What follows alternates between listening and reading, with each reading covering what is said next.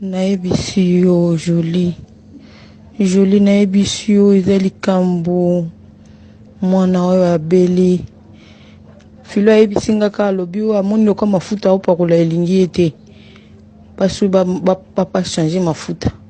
nzoka ezalaki wana deyasi bazwaki mwana babwakele biloko ekomi omba liboso kutu nayoka okake babwakele kake ebeti ye nzoto mobimba bapota na mutu bapasoli ye nzoto epasuki basala nzambe bazokende kobondela basala nzambe balobi mwana na bamemi musika basali mabe na baninga okolinga te Jolie okolinga te okokoka te Jolie okokoka te nazalaki wana na ntongo filo abenga yenga na ba 5 heures nakoki te nazalaki wana nafandi na yenga mpe nzoto eza bien mpenza te me nase force na ye na pe masiko nazozonga nakende suku na nafandisa ye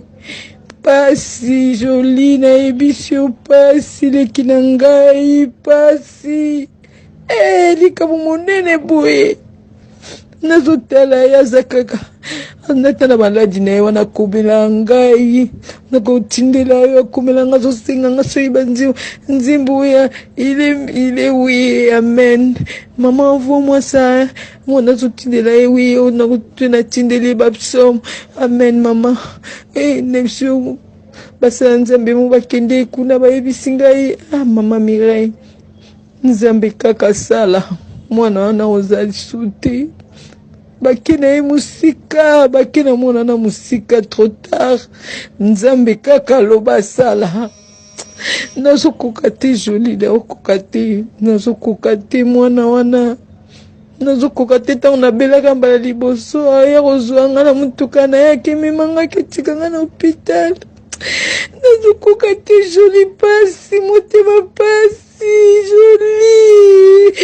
motema pasi David alingi lokola mwana moke David abima yaya barbine barbine asekane kaka abenga mutu tantine te sosi amona koka na mama na ye okomika mama na ye mama eza pasi Jolie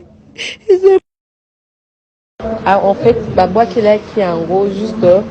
auta mission de service na Maroc ntango azongika na avion déjà na aéroport babwakeli yango abeli pendant 1 mois à souffrir na mama na bango babiki babi moto abwakeli yo ndeka baluka bato basalisaka babi moto abwakeli yo eza po aboma o esali mpe ka ye obika ntango ye obika mpe azongi mpe moi en forme allez en tout cas elle a souffert allez babambi esusu ma ya kake vraiment eti ya motema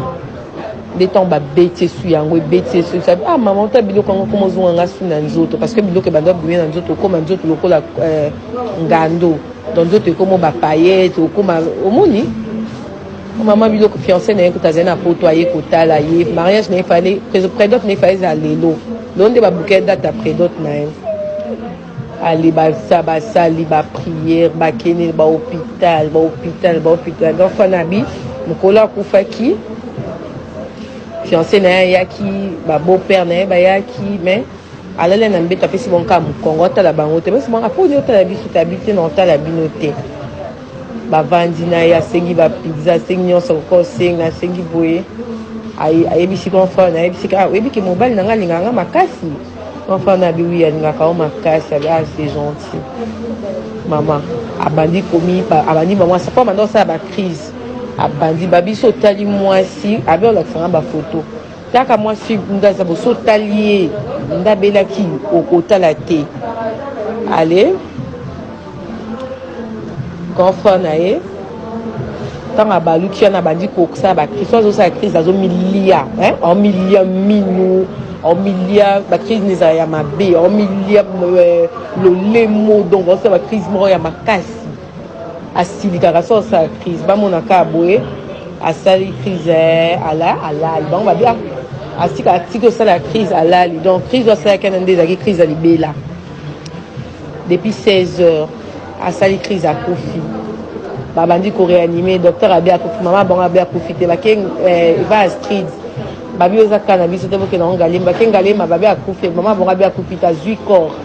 akena mo pa mutombo na église ayaki en plein culte babimisi pasteur atini bato babi akufi maman a bien profiter depuis 16 heures maman tambola na corps à mwana na ye akena ngo babi kena na l'église mwana limeta ki babi akufi al profiter akena maman mutombo dit que maman na tamboli na corps ti 22 azongi na suti na ndako abi mwana ya profiter basambeli tomba osambeli bamoni misu na efungwami ale ezalaka misu efungwami eka boye ale ti ba 23 heures bayo convoque maman qu'il faut que tu na mort depuis 16 heures je te dis tika okoka te c'est tellement triste que ota mwana mokie 28 ans azolinga bana na ye auti bana bamisala na ye kala mingi te c'est tellement triste que faut ka kosambela mpo nayebi te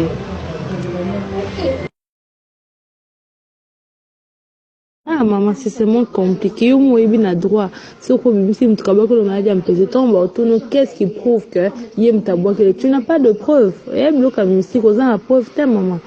Et puis jalousie ko banda bazaki balinga po babi na cheke mingi na statut na WhatsApp awachaka chaka fiango eto. Azo mninga kuna ape clair boy.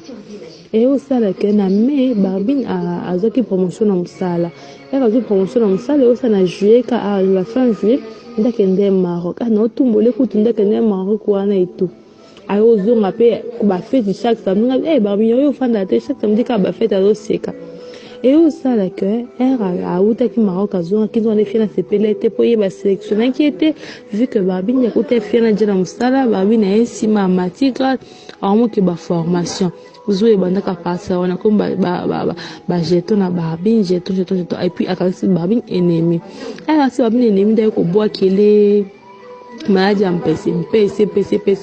tango siko maladie am PC ko yeba na babike zai ala yo boa kele siko maladie ya nzoko oyezala ezo vimbi so makolo mteme so pela moto ndakomi ngana moni te mais son cousin le façon komi andini côté ba ko fungola siake elle a noir si elle a maigre ba pota nzoto mbatina mutu partout moninga nana komeka so ba bina sombe mo be fasomba ala te be fasa la sala be fasa. Et la chair de poule. Alors la toute dernière version qui est sortie, c'est que Barbine en fait a commencé d'abord par développer la lèpre, ce qu'on appelle maladie MPC. Ensuite, elle a commencé à avoir de la rétention d'eau, des plaies, tout ça, qu'on appelle ça